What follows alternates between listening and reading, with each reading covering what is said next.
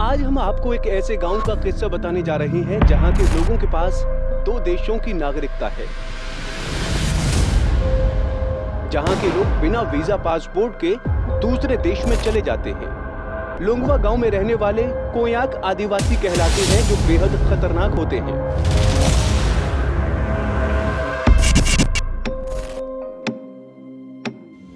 यहाँ का राजा खाना किसी और देश में खाता है और सोने के लिए भारत में आता है। हम बात कर रहे हैं लोंगवा गांव की। ये गांव अपनी भौगोलिक स्थिति के कारण लोगों के बीच हमेशा से चर्चा का विषय रहा है, क्योंकि इसका आधा हिस्सा भारत में पड़ता है और आधा म्यांमार में। ये गांव नागालैंड के मोन जिले में म्यांमार सीमा से सटा हुआ है। लोग इसे भारत का आखिरी गाँव भी कहते हैं। यहाँ के मुखिया के पास हैं 60 पत्नियां। भारत के ईस्टर्न इंटरनेशनल बॉर्डर पर बसा छोटा सा गांव अपने आप में अनोखा है।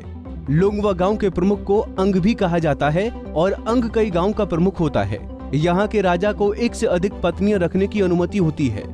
लोंगवा गांव के मुखिया की 60 पत्नियां हैं और 70 से अधिक गांव पर वो शासन करता है। मुखिया के घर के बीचों बीच से होकर भारत और म्यांमार की सीमा निकलती है। ऐसे में इनका परिवार खाना तो म्यांमार के हिस्से में खाता है, लेकिन सोने के लिए भारत आ जाता है।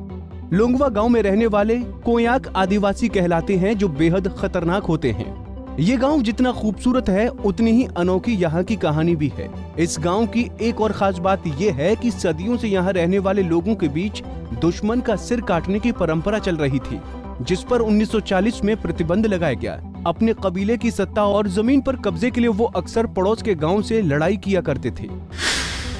यहाँ के लोग कहलाते हैं हेड हंटर। इस ट्राइब्स के लोगों को हेड हंटर्स के नाम से भी जाना जाता है। पहले ये लोग इंसानों को मारकर उसके सिर को अपने साथ ले जाते थे, लेकिन अब यहाँ हेड हंटिंग नहीं होती, पर आप जहाँ लोगों के घरों में सजावट के तौर पर खोपड़ियां देख सकते हैं।